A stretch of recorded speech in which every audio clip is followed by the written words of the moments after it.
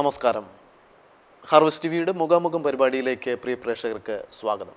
കേരളത്തിലെ പ്രമാദമായ കൊലക്കേസുകളിലൊന്നായ തിരുവല്ല മീന്തലക്കര കരിക്കൻവില്ല കൊലക്കേസ് നടന്നിട്ട് ഇപ്പോൾ 38 വർഷം പിന്നിടുന്നു. ആ കൊലക്കേസിലെ മുഖ്യ സൂത്രധാരൻ ഏറെ വർഷം ജയിൽ ശിക്ഷ അനുഭവിക്കുകയും ചെയ്ത മദ്രാസിലെ മോൻ എന്ന അപരനാമധേയത്തിൽ അറിയപ്പെട്ട റെനി ജോർജിൻ്റെ മാനസാന്തരവും പ്രേക്ഷിത പ്രവർത്തനങ്ങളും ക്രൈസ്തവ കൈരളിയിലും ഏറെ ശ്രദ്ധേയ വാർത്തയായിരുന്നു. നഷ്ടനാളുകളിലെ മുള്ളും പറക്കാരയും നിറഞ്ഞ ഓർമ്മകളെക്കുറിച്ച്, ദൈവസ്പർശിയായ ജീവിതത്തിലെ ശ്രദ്ധേയമായ അനുഭവങ്ങളെക്കുറിച്ച്, തൻ്റെ മുന്നിലുള്ള ലക്ഷ്യങ്ങളെക്കുറിച്ച് ഈ അഭിമുഖത്തിലൂടെ അദ്ദേഹം നമ്മോട് മനസ്സ് തുറക്കുകയാണ്. പ്രാർത്ഥനാപൂർവം അദ്ദേഹത്തെ സ്വാഗതം ചെയ്യാം, അദ്ദേഹത്തെ ശ്രദ്ധിക്കാം. വളരെ ശ്രദ്ധേയമായ ഒരു ജീവിത കാലയളവ്, വളരെ വ്യക്തമായ ഒരു രൂപാന്തര കഥ, മറ്റുള്ളവരാരും ചെയ്യാത്ത മേഖലകളിൽ ശ്രദ്ധേയമായ ഒരു പ്രേക്ഷിത പ്രവർത്തനം. അതിനു മുൻപ് ജീവിതത്തിൻ്റെ നല്ല കാലയളവിൽ സംഭവിച്ചു പോയ ഒരു കൈപ്പിഴ അല്ലെങ്കിൽ വലിയൊരു തെറ്റ്, ആ തെറ്റിനപ്പുറം സംഭവിച്ച മാറ്റങ്ങൾ, ഇതൊക്കെയാണ് ക്രൈസ്തവ കൈരളിയിൽ റെനി ജോർജിനെ വ്യത്യസ്തനാക്കുന്നത്. അടുത്ത ബന്ധുവായിരുന്ന അങ്കിൾ ജോർജ്, ആൻറ്റി റേച്ചൽ, ഇവരുടെ കൊലപാതകം, നീണ്ട വർഷത്തെ ജയിൽവാസം, അതിനിടയിൽ അത്ഭുതകരമായി സംഭവിച്ച ജീവിത രൂപാന്തരം, ശ്രദ്ധേയമായ അതിമഹത്തായ പ്രേക്ഷിത പ്രവർത്തനങ്ങൾ, ഒരു സിനിമയിലെ തിരക്കഥ പോലെ ദൈവത്താൽ രചിക്കപ്പെട്ട ഒരു ജീവിതം. എങ്ങനെയാണ് പിന്തിരിഞ്ഞു നോക്കുമ്പോൾ ഈ ജീവിതത്തെ ദൈവവുമായി ബന്ധപ്പെടുത്തി കാണുവാൻ ആഗ്രഹിക്കുന്നത്? ലോകത്തിൽ ഒരു മനുഷ്യനും ഒരിക്കലും ഒരു കവർച്ചക്കാരനോ കൊലപാതകയോ ആയിത്തീരുവാൻ ആഗ്രഹിക്കുകയില്ല. എന്നാൽ ഒരു മിഷണറി കുടുംബത്തിൽ ജനിച്ച് വളർത്തപ്പെട്ട എൻ്റെ ജീവിതത്തിൽ സംഭവിച്ചത് അതാണ്. എൻ്റെ ചെറുപ്രായത്തിൽ ഞാൻ ഒരിക്കലും ഇങ്ങനെ ഒരു അവസാനത്തിൽ എത്തിച്ചേരുമെന്ന് പ്രതീക്ഷിച്ചില്ല. ഞാനൊരു കുട്ടിയായിരുന്നപ്പോൾ എന്നോട് ആരെങ്കിലും എന്തായി തീരുവാനാണ് ആഗ്രഹമെന്ന് ചോദിച്ചാൽ ഞാൻ പറയുമായിരുന്നത് എനിക്കൊരു ബിഷപ്പായി തീരണമെന്നായിരുന്നു. കാരണം അന്നത്തെ കാലത്ത് ബിഷപ്പന്മാർക്ക് മാത്രമേ കാറുകളുള്ളായിരുന്നു. പ്ലഷർ കാർ എന്നാണ് അന്ന് കാറുകൾക്ക് പറയുന്നത്. അങ്ങനെ കാറിൽ വരുന്ന ബിഷപ്പന്മാർ എന്നെ ആകർഷിച്ചു. ബിഷപ്പന്മാരുടെ കാറാണ് എന്നെ ആകർഷിച്ചത്. അതുകൊണ്ടാണ് ഞാനൊരു ബിഷപ്പായി തീരണമെന്ന് ആഗ്രഹിച്ചത്. എന്നാൽ എൻ്റെ ജീവിതത്തിൽ സംഭവിച്ചത് നേരെ മറിച്ചായിരുന്നു. ബിഷപ്പായി തീരുവാൻ ആഗ്രഹിച്ച റെനി ജോർജ് ചെറുപ്രായത്തിൽ തന്നെ എല്ലാ ദുസ്വഭാവങ്ങൾക്കും അടിമയായി തീർന്നു. 16 വയസ്സുള്ള ഒരു ചെറുപ്പക്കാരന് എത്രമാത്രം ദുർമാർഗിയായി തീരുമാൻ കഴിയുമോ അത്രമാത്രം ഞാൻ ദുർമാർഗിയായി തീർന്നു. പുകവലി, മദ്യപാനം, പിന്നെ നിങ്ങൾക്ക് ചിന്തിക്കുവാൻ കഴിയും അതിനോടനുബന്ധമായ ഈ എല്ലാ ദുസ്വഭാവങ്ങളും എന്നിൽ ഉണ്ടായി. തൽഫലമായി ഞാനൊരു വളരെ വിചിത്രമായ വികൃതമായ സ്വഭാവം എന്നിൽ രൂപം കൊണ്ടു. ഒരു മിഷണറിയുടെ കുടുംബത്തിൽ ജനിച്ച് വളർത്തപ്പെട്ട ബ്രദർ റെനി ജോർജ് എങ്ങനെയാണ് ബാല്യത്തിലെ അങ്ങനെ ഒരു മാറ്റത്തിലേക്ക് പോകാൻ ഇടയായത്? ഒരുപക്ഷെ മാതാപിതാക്കളുടെ ശ്രദ്ധക്കുറവ് കൊണ്ടാണോ, അതോ ബാല്യത്തിലെ ആ ഒരു സ്വഭാവത്തോടെ പുറത്തേക്ക് പോകാനുണ്ടായ അവസരമാണോ അങ്ങനെ ഒരു ജീവിതത്തിലേക്ക് അങ്ങനെ നയിച്ചത്? ഞാനിപ്പോൾ അതിനെക്കുറിച്ച് ചിന്തിക്കുമ്പോൾ ഞാൻ മനസ്സിലാക്കുന്നത് എൻ്റെ കുടുംബത്തെ നശിപ്പിക്കുവാനായിട്ട് പിശാച് എന്നെ ഉപയോഗിച്ചു എന്നുള്ളതാണ് അതിൻ്റെ യാഥാർത്ഥ്യം. ഞങ്ങൾ 7 ആണും കുട്ടികളും 1 പെൺകുട്ടിയും അടങ്ങുന്ന ഒരു വലിയ കുടുംബമായിരുന്നു ഞങ്ങളുടേത്. എൻ്റെ എല്ലാ സഹോദരങ്ങളും മിനിമം പോസ്റ്റ് ഗ്രാജുവേറ്റ് ലെവലിൽ വിദ്യാഭ്യാസം പൂർത്തിയാക്കിയവരാണ്. അവർക്കാർക്കും എന്നിലുണ്ടായിരുന്ന ദുസ്വഭാവം അവർക്കില്ലായിരുന്നു. ചെറിയ ചെറിയ കുഴപ്പങ്ങളൊക്കെ ഉണ്ടായിരുന്നായിരിക്കാം. എന്നാൽ എന്നെപ്പോലെ ഒരു ടോട്ടൽ, അതായത് ഭയങ്കരമായ മുടിയനായ പുത്രൻ, അതായിരിക്കും എൻ്റെ കറക്റ്റ്. ഒരുപക്ഷെ സ്കൂൾ ജീവിതമായിരിക്കുമോ, അല്ലെങ്കിൽ ആ സ്കൂൾ ജീവിതത്തിലെ സൗഹൃദമായിരിക്കുമോ അങ്ങനെ ഒരു തലത്തിലേക്ക് നയിച്ചത്? ഇല്ല, ഞാനായിരുന്നു എല്ലാ തലങ്ങളിലും നമ്പർ 1. മറ്റു സുഹൃത്തുക്കൾ ആരും എന്നെ ദുർമാർഗിയാക്കിയതല്ലെന്ന് എനിക്ക് വ്യക്തമായിട്ട് അറിയാം. ഞാൻ എൻ്റെ വീട്ടിൽ നിന്നും പണം മോഷ്ടിച്ചു കൊണ്ടുപോയി കൂട്ടുകാരുടെ മുമ്പിൽ ഞാൻ നേതാവാകും. അന്നത്തെ കാലത്ത് 1 രൂപ, അതായത് ഞാൻ പറയുന്നത് 1960s കഥയാണ് പറയുന്നത്.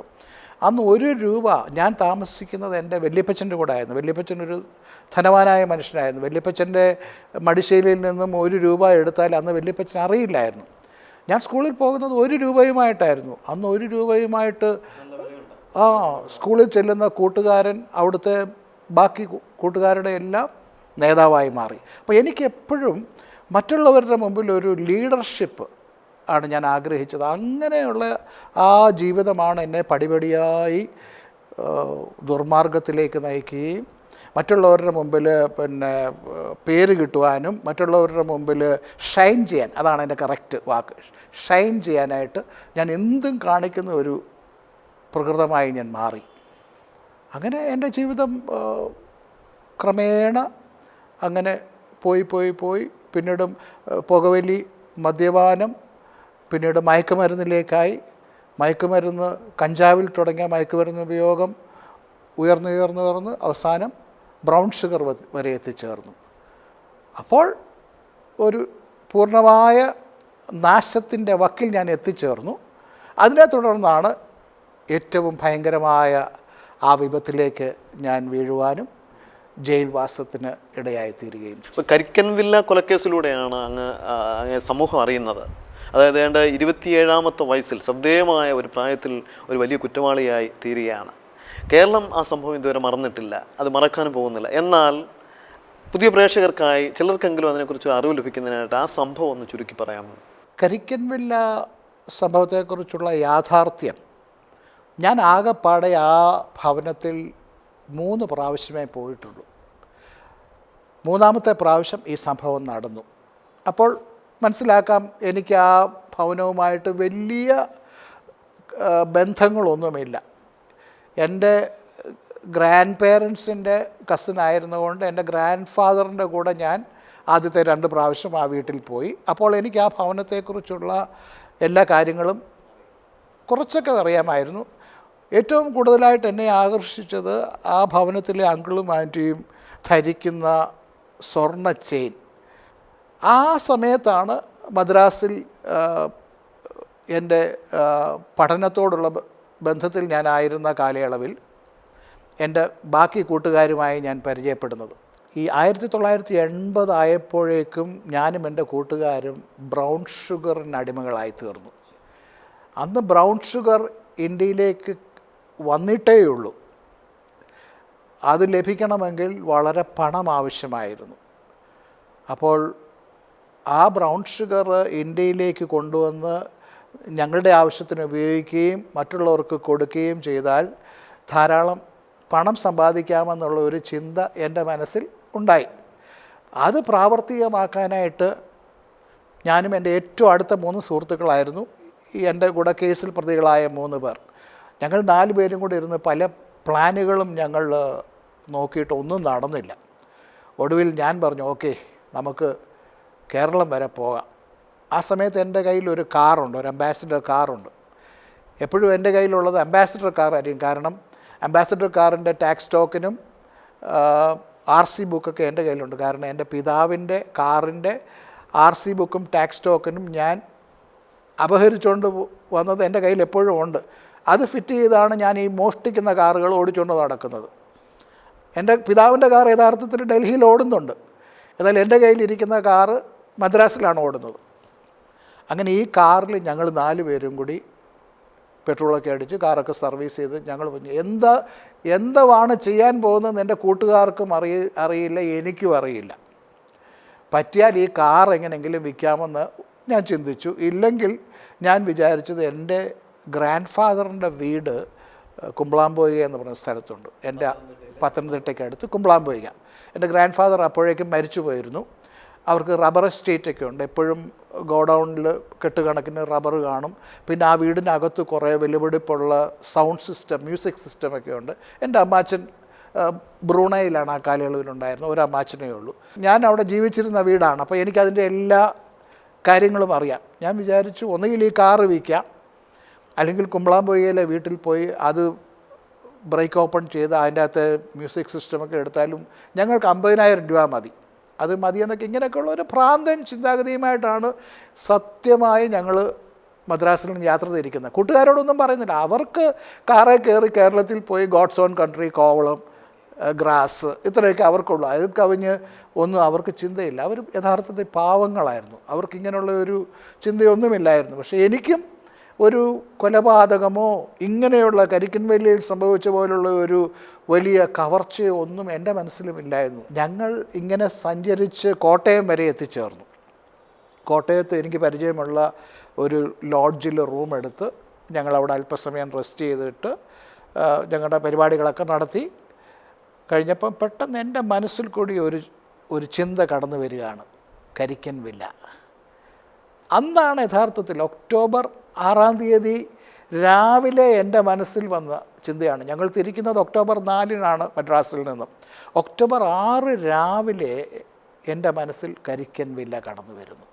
കരിക്കൻ വില്ലയിലെ അങ്കിളിൻ്റെയും ആൻറ്റിയുടെ ചിത്രം, അവരുടെ കയ്യിലുള്ള സ്വർണ്ണാഭരണങ്ങളും അവരുടെ ധനസ്ഥിതികളുമെല്ലാം എൻ്റെ മനസ്സിലൂടെ എന്തുകൊണ്ട് കരിക്കൻ വില്ലയിൽ പോയി അവരെ ഹോൾഡപ്പ് ചെയ്താൽ എന്താണ്? ഞങ്ങൾ കണ്ടിട്ടുള്ള ഇംഗ്ലീഷ് സിനിമയിൽ കാണുന്ന പോലെ പോയി ഹാൻഡ്സ് അപ്പ് എന്ന് പറയുകയും ഇങ്ങനെയൊക്കെയുള്ള ഒരു ചിത്രം മനസ്സിൽ കൂടെ വന്നപ്പോൾ ഞാൻ എൻ്റെ കൂട്ടുകാരോട് പറഞ്ഞു, friends, there is one house, ഇങ്ങനൊരു വീടുണ്ട്, നമുക്ക് അവിടെ പോയാൽ നമുക്ക് ഒത്തിരി പണം കിട്ടും. അവർ കേൾക്കാത്ത താമസം പറഞ്ഞു, ഓക്കെ ലെറ്റ്സ് ഡു ഇറ്റ്. കാരണം 24/7 ഞങ്ങൾ മദ്യത്തിൻ്റെയും മയക്കുമരുന്നിൻ്റെയും ആ കൺട്രോളിലാണ്, ഒരു സുബോധവുമില്ല. ഇങ്ങനെ ഞങ്ങൾ 4 പേരും കൂടി കോട്ടയത്ത് നിന്നും കരിക്കൻ വില്ലയിൽ ചെന്ന് അങ്കിളിൻ്റെയും ആൻറ്റിയുടെയും കൂടെ സമയം ചെലവഴിച്ചു. അവർ ഞങ്ങൾക്ക് ചായ സൽക്കാരമൊക്കെ നടത്തി. ഞാൻ എൻ്റെ കൂട്ടുകാരുമായി കേരളം കാണാൻ വന്നു എന്നാണ് അവരോട് പറഞ്ഞത്. വിദേശികളായ കൂട്ടുകാരായതുകൊണ്ട് അവരത് സംശയിച്ചുമില്ല. യഥാർത്ഥത്തിൽ ഞങ്ങൾ അവരെ ഹോൾഡപ്പ് ചെയ്യാൻ വേണ്ടി ചെന്നതാണ്. അവരൊന്നും അറിയാതെ ഞങ്ങളെ സ്വീകരിച്ചു. എന്നാൽ താമസിയാതെ അവിടെ നടന്ന സംഭവം നിർഭാഗ്യകരമായ, ഏറ്റവും ഭീകരമായ സംഭവമായിരുന്നു. ഒരിക്കലും എൻ്റെ ജീവിതത്തിൽ ഞാൻ പ്രതീക്ഷിക്കാത്തതായത് അവിടെ അരങ്ങേറി. ഞങ്ങൾ തിരികെ കോട്ടയത്ത് വന്ന് ഞങ്ങളുടെ ബാഗൊക്കെ പാക്ക് ചെയ്ത് മദ്രാസിലേക്ക് യാത്രയായി. മദ്രാസിൽ ചെന്ന് ഞങ്ങളുടെ കയ്യിലുണ്ടായിരുന്ന ഏകദേശം 1 കിലോ സ്വർണം ഞങ്ങളുടെ കയ്യിലുണ്ടായിരുന്നു.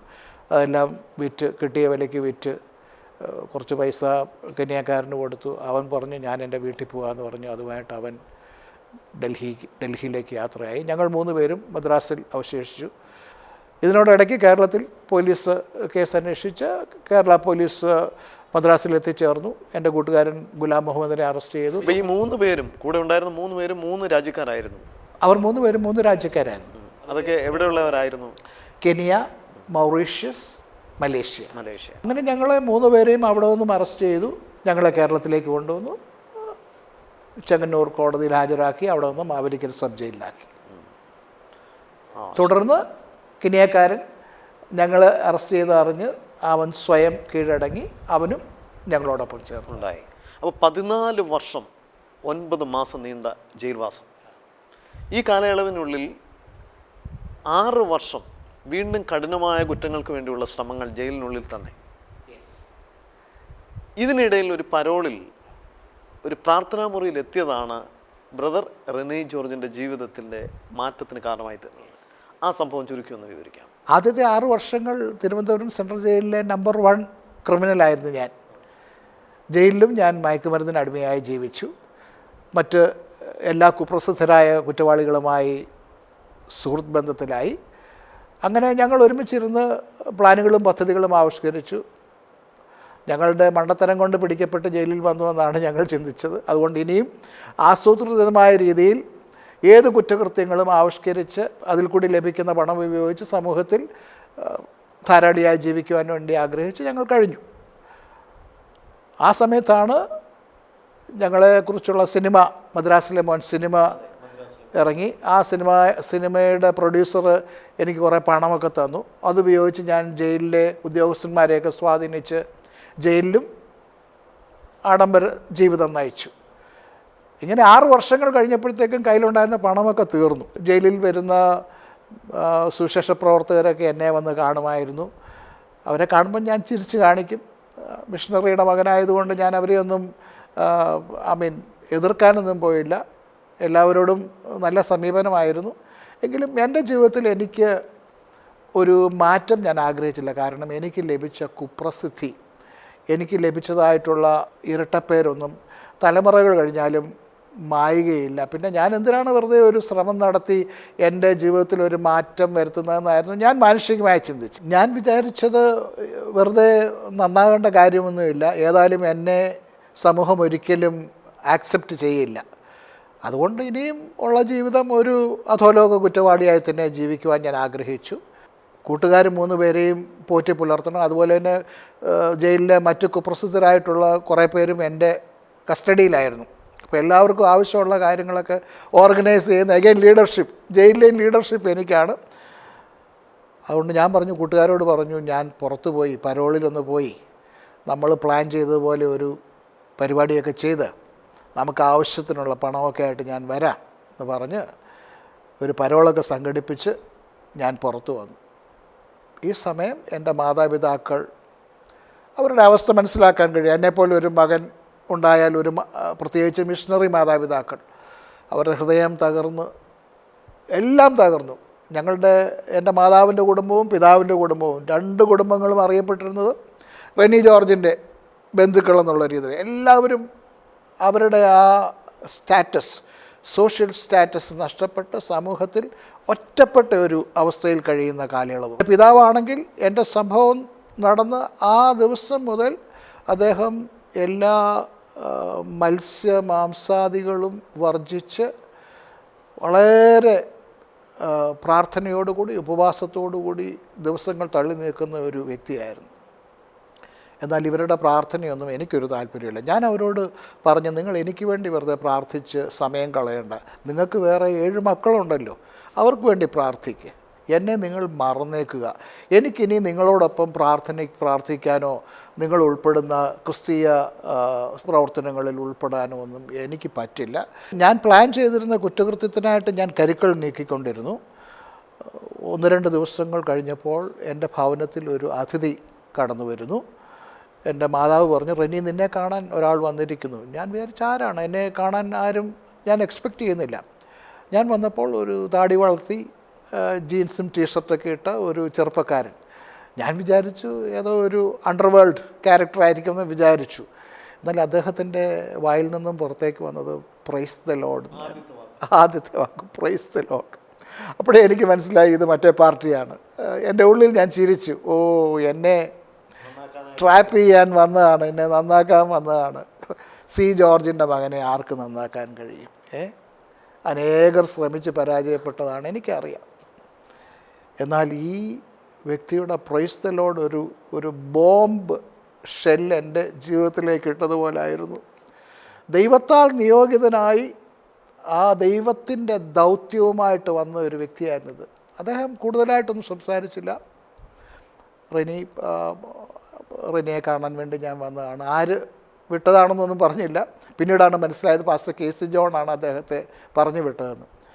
അദ്ദേഹം പറഞ്ഞു, റെനി നമുക്ക് ലെറ്റ്സ് ഗോ ഔട്ട്. സാധാരണ ചെറുപ്പക്കാർ പറയുന്നില്ല, let's go out and spend some time, നമുക്ക് പുറത്തേക്ക് പോകാമെന്ന് പറഞ്ഞ് അങ്ങനെ വിളിച്ചുകൊണ്ട് പോയതാണ്. എന്നാൽ നേരെ തിരുവല്ലായിലേക്കാണ് വണ്ടി പോയത്. അപ്പോൾ എനിക്ക് മനസ്സിലായി ഇത് അത്ര പറ്റിയ സ്ഥലമല്ലല്ലോ, തിരുവല്ലായിൽ എന്നെ ആരെങ്കിലും കണ്ടു കഴിഞ്ഞാൽ അത്ര നല്ലതല്ലല്ലോ. അങ്ങനെ എന്നെ നേരെ അദ്ദേഹം കൊണ്ടുപോയത് നീരേറ്റുപുറം പാസ്റ്റർ കെ.സി. ജോണിൻ്റെ അന്നത്തെ ചർച്ച്, ചെറിയ ചർച്ച, ഒരു 10-40-50 പേരുള്ള ഒരു ചർച്ചിലേക്ക് എന്നെ കൂട്ടിക്കൊണ്ടുപോയി. അപ്പോൾ ഈ പരോൾ ഇറങ്ങി ഈ സമയത്ത് എവിടെയാണ് താമസിക്കുന്നത്? കോട്ടയത്ത് എൻ്റെ പേരൻസ് ഒരു വാടക വീട്ടിൽ താമസിക്കുന്ന കാലയളവാണ്. എൻ്റെ പിതാവ് എവരി ഹോം ക്രൂസൈഡിൽ നിന്നും വോളണ്ടിയറി റിട്ടയർമെൻ്റ് എടുത്ത് പ്രാർത്ഥനയിൽ കഴിയുന്ന കാലയളവാണ്. അങ്ങനെ ഈ റോയ് വർഗീസ് എന്നെ പാസ്റ്റർ കെ.സി. ജോണിൻ്റെ പ്രാർത്ഥനാലയത്തിലേക്ക് കൂട്ടിക്കൊണ്ടുപോയി. ഞാൻ വളരെ വിമിഷ്ടത്തോടുകൂടി, വളരെ ഇറിറ്റേഷനോടുകൂടി അവിടെ പോയി ഇരുന്നു. അതിൻ്റെ പുറകിൽ ഇരുന്ന് അപ്പോൾ അവിടെ നടക്കുന്ന പരിപാടിയൊക്കെ ഇങ്ങനെ ഞാൻ നോക്കിയപ്പോൾ ആൾക്കാരിങ്ങനെ, എനിക്കറിയാമല്ലോ, ഞാൻ കണ്ടിട്ടും കേട്ടിട്ടൊക്കെ ഉണ്ട്, ഇതെല്ലാം എനിക്കറിയാവുന്ന കാര്യങ്ങളാണ്. അങ്ങനെയുള്ള ഒരു കൂട്ടമാണെന്ന് കരുതി. പക്ഷേ ആ ഒരു പ്രാർത്ഥനാ കൂട്ടത്തിൽ ദൈവത്തിൻ്റെ സാന്നിധ്യം യഥാർത്ഥമായും അന്ന് സംഭവിച്ചു. നിമിഷങ്ങൾ മുന്നോട്ട് നീങ്ങിയപ്പോൾ എനിക്ക് എന്നെ തന്നെ നിയന്ത്രിക്കാൻ കഴിയാത്തതായ ഒരു സ്ഥിതിവിശേഷത്തിലേക്ക് ഞാൻ ആക്കപ്പെട്ടു. പരിശുദ്ധാത്മാവ് എന്നോട് ഇടപെടുവാൻ തുടങ്ങി. ഞാൻ ഇത് കഴിഞ്ഞിട്ട് കോട്ടയത്ത് പോയി എൻ്റെ പരിപാടി ബാങ്ക് റോബറിക്ക് പ്ലാൻ ചെയ്തുകൊണ്ടിരിക്കുകയാണ്. അപ്പോൾ എന്നോട് ദൈവാത്മാവ് സംസാരിച്ചു, ഒരു മനുഷ്യൻ സകല ലോകവും നേടിയാലും തൻ്റെ ആത്മാവിനെ നഷ്ടമാക്കിയാൽ അതുകൊണ്ട് എന്ത് പ്രയോജനം? ഈ വാക്യം സൺഡേ സ്കൂളിലൊക്കെ കേട്ടിട്ടുണ്ട്. ഈ വാക്യം എൻ്റെ ഹൃദയത്തെ വളരെ ആഴത്തിൽ സ്പർശിച്ചു. അന്ന് ഈ പ്രാർത്ഥനാ കൂട്ടത്തിൽ മറ്റുള്ളവർ പ്രാർത്ഥിച്ചുകൊണ്ടിരിക്കുന്ന സമയത്ത് പരിശുദ്ധാത്മാവ് എന്നിൽ പ്രവർത്തിക്കുകയാണ്. ഈ വാക്ക് അല്ലെങ്കിൽ ഈ വചനം ഒരു വ്യക്തിയിലൂടെ വന്നതാണോ അതോ മനസ്സിൽ ദൈവാത്മാവ് കൊണ്ടെത്തിച്ചാണോ? എനിക്കറിയാവുന്ന വാക്യമാണല്ലോ. പക്ഷെ ആ സമയത്ത് ഈ വാക്യം എൻ്റെ ഹൃദയത്തിലൊരു ശസ്ത്രക്രിയ പോലെ പ്രവർത്തിക്കുക. ഉടനെ ഞാൻ ചിന്തിച്ചു, ഞാൻ ചെയ്യുന്ന ബാങ്ക് റോബറിയിൽ കൂടി എനിക്ക് ചിലപ്പോൾ 50 ലക്ഷം കിട്ടും. എന്നാൽ എൻ്റെ കൂടെ വരുന്ന കൂട്ടുകാർ തന്നെ എന്നെ ഒരുപക്ഷെ കൊലപ്പെടുത്തി, എന്തെല്ലാം ഇങ്ങനെ പലതും. ദൈവാത്മാവ് സംസാരിക്കുകയാണ്, റെനി, നീ എന്തെല്ലാം നേടിയാലും ഇത് നിൻ്റെ ജീവിതത്തിൻ്റെ അവസാനത്തെ ചാൻസാണ്. ഇത്രയും നാളുകൾ, എനിക്ക് 33 വയസ്സായി, 33 വർഷങ്ങളായി ഞാൻ നിന്നോടൊപ്പമുണ്ട്. നിന്നെ ഞാൻ സ്നേഹിക്കുന്നു. നിനക്കായി ഞാൻ എത്രയോ വഴികൾ ഒരുക്കി. നീ എൻ്റെ പിന്നാലെ വന്നില്ല. ഇതൊക്കെയാണ് പരിശുദ്ധാത്മാവ്. എനിക്കറിയാം, ഞാനൊരു മിഷണറി കുടുംബത്തിൽ ജനിച്ച് വളർത്തപ്പെട്ടതായതുകൊണ്ട് ഞാൻ സംബന്ധിച്ചിട്ടുള്ള പ്രാർത്ഥനാ കൂട്ടങ്ങൾക്ക് കണക്കില്ല. ഞാൻ പല പ്രാവശ്യം കൈപൊക്കിയിട്ടുണ്ട്. കർത്താവായ യേശു ക്രിസ്തുവിനെ സ്വന്തം രക്ഷിതാവായി സ്വീകരിക്കാൻ ഞാൻ ആഗ്രഹിച്ചിട്ടുണ്ട്. എന്നാൽ ഇതൊന്നും സംഭവിക്കുന്നില്ല, യാഥാർത്ഥ്യമായി തീരുന്നില്ല. എന്നാൽ ഈ ദിവസം 1987 ഓഗസ്റ്റ് മാസം 15-ാം തീയതി പാസ്റ്റർ കെ.സി. ജോണിൻ്റെ പ്രാർത്ഥനാ മുറിയിൽ ഇരിക്കുമ്പോൾ പരിശുദ്ധാത്മാവ് എന്നോട് ഇടപെട്ടപ്പോൾ, ആ പരിശുദ്ധാത്മാവിന് ഞാൻ വിധേയനായപ്പോൾ എൻ്റെ ഉള്ളിൽ ഉയർന്നതായ ആ ചിന്ത എൻ്റെ ചിന്തയായിരുന്നില്ല. അതെന്നെക്കുറിച്ചുള്ള ദൈവത്തിൻ്റെ ചിന്തയായിരുന്നു, ദൈവത്തിൻ്റെ പ്ലാനും പദ്ധതിയുമായിരുന്നു. അപ്പോൾ എനിക്ക് മനസ്സിലായി, ഞാൻ കരയാൻ തുടങ്ങി. ഞാൻ പിന്നീട് എൻ്റെ ജീവിതത്തിൽ ഞാൻ ചെയ്തതായിട്ടുള്ള എല്ലാ കാര്യങ്ങളും ഒന്നൊന്നായിട്ടിങ്ങനെ ഒരു വെള്ളിത്തിരയിലൂടെ എന്ന പോലെ ഞാൻ ഭയങ്കരമായിട്ടുള്ള കുറ്റകൃത്യങ്ങൾ, ഭീകരമായിട്ടുള്ള കാര്യങ്ങളൊക്കെ ചെയ്തിട്ടുണ്ട്. അതെല്ലാം എൻ്റെ മുമ്പിൽ കൂടെ ദൈവം കടത്തിവിടുകയാണ്. ഇതിൻ്റെ എല്ലാം അവസാനം എന്തായിത്തീരും? ഇനി നീ ബാങ്ക് റോബ് ചെയ്യാൻ പോവാണ്, നീ ഇതും കൂടെ ചെയ്ത് കഴിഞ്ഞാൽ നിനക്ക് എന്ത് സംഭവിക്കും? ഇത് നിൻ്റെ ജീവിതത്തിൻ്റെ അവസാനത്തെ ചാൻസാണ്. നീ ഒരു തെരുവ് നായെപ്പോലെ നീ നഷ്ടപ്പെടും. ഇതാണ് എന്നോട് പരിശുദ്ധാത്മാവ് സംസാരിച്ചത്. അപ്പോൾ എനിക്ക് അനുതാപം പരിശുദ്ധാത്മാവ് എനിക്ക് അനുതാപം തന്നു.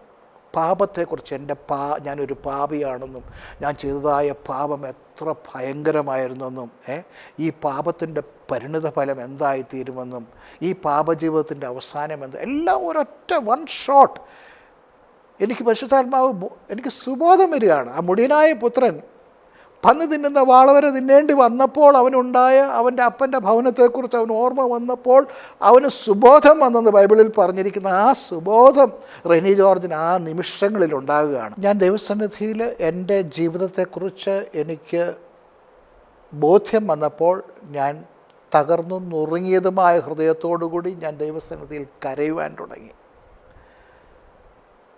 ഇത് പാസ്റ്റർ കെ.സി. ജോൺ ശ്രദ്ധിക്കുന്നുണ്ടായിരുന്നു. അദ്ദേഹം തുടർന്ന് എന്നെ ഒരു സമർപ്പണത്തിലേക്ക് നയിക്കുവാൻ അദ്ദേഹത്തിനിടയായി.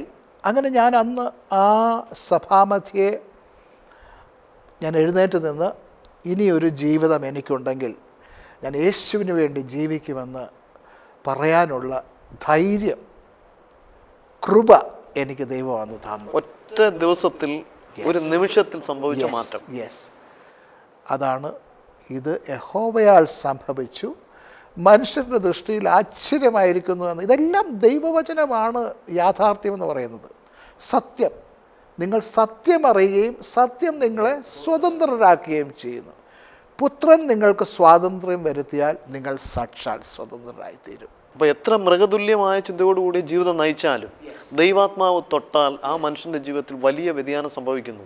അത് തന്നെയാണ് ബ്രദറിൻ്റെ ജീവിതത്തിലൂടെ മനസ്സിലാക്കാനായിട്ട്. തീർച്ചയായും അത് തന്നെയാണ് അവിടെ സംഭവിച്ചിട്ടുള്ളത്. യെസ്, 100%. അവിടെ മാനുഷികമായ യാതൊരു മനുഷ്യരെ ദൈവം ഉപയോഗിച്ചു എന്നുള്ളതിൽ കവിഞ്ഞ് ഒരു മനുഷ്യൻ്റെ അനുതാപത്തിനും മാനസാന്തരത്തിനും പൂർണ്ണ ഉത്തരവാദിത്വം പിതൃപുത്ര പരിശുദ്ധാത്മാവിന് മാത്രമാണ്. അത് മൂന്നും അവിടെ സമ്മേളിച്ചു. അത് റെനി ജോർജിനെ ഒരു പുതിയ മനുഷ്യനാക്കി തീർത്തു. ഒരുവൻ ക്രിസ്തുവിലായാൽ അവൻ പുതിയ സൃഷ്ടിയാകുന്നു, പഴയതെല്ലാം കഴിഞ്ഞുപോയി. അപ്പോൾ 15 വർഷത്തെ ജയിൽവാസത്തിൽ ഇടയ്ക്കുള്ള 6 വർഷം കഴിഞ്ഞപ്പോൾ, 6 വർഷത്തിന് മുമ്പ് വരെ നിഷ്ഠൂരമായ ചിന്തകളും പ്രവൃത്തിയും, ഒരു ബാങ്ക് കൊള്ളയ്ക്ക് വേണ്ടി പുറത്തിറങ്ങി വന്ന ഒരു കാലഘട്ടം. ആ പരോൾ കാലഘട്ടത്തിൽ പക്ഷെ ദൈവാത്മാവിൻ്റെ ചിന്ത വളരെ വ്യത്യസ്തമായിരുന്നു. ആ ഒരു തലത്തിലേക്ക് ദൈവം നടത്തി. അതിനുശേഷം ജയിലിലേക്ക് മടങ്ങിപ്പോയത് ഒരു പുതിയ മനുഷ്യനായിട്ടാണ്. പിന്നീട് എന്താണ് ജയിലിൽ സംഭവിച്ചത്? എൻ്റെ കൂട്ടുകാർ എന്നെ പ്രതീക്ഷിക്കുന്നത് പണവും മയക്കുമരുന്നും ഒക്കെ ആയിട്ട് വരുമെന്നാണ് അവർ പ്രതീക്ഷിച്ച് കഴിയുന്നത്. ഇതേ കാലയളവിൽ ഒരു ബാങ്ക് റോബറി കേരളത്തിൽ നടക്കുകയും ചെയ്തു. അപ്പോൾ എൻ്റെ കൂട്ടുകാർ സന്തോഷിച്ചു. അവർ വിചാരിച്ചു ഞാനാണ് അത് ചെയ്തതെന്ന്. അങ്ങനെ അവർ പണവുമായിട്ട് ചെല്ലുന്ന റെനി ജോർജിനെ പ്രതീക്ഷിച്ചിരിക്കുമ്പോൾ റെനി ജോർജ് ചെല്ലുന്നത് കയ്യിലൊരു വേദപുസ്തകവുമായിട്ടാണ്. അവരെന്നെ നോക്കി, കൊണ്ടുവന്ന സാധനമൊക്കെ എടുക്കുന്നതെന്ന് നോക്കിയിരിക്കുമ്പോൾ ഞാൻ വേദപുസ്തകമൊക്കെ താഴെ വെച്ചിട്ട് പറഞ്ഞു, കൂട്ടുകാരെ, ഞാൻ പഴയ റെനി ജോർജ് അല്ല, ഞാൻ എൻ്റെ ജീവിതം യേശുവിനായി സമർപ്പിച്ചു എന്ന് പറയുകയും അവരെന്നെ ഭയങ്കരമായിട്ട് ചീത്ത വിളിക്കാൻ തുടങ്ങി. അപ്പോൾ അവർ വിചാരിക്കുന്നത് ഞാൻ ബാങ്ക് റോബ് ചെയ്തിട്ട് വന്നിരിക്കുകയാണെന്നാണ്.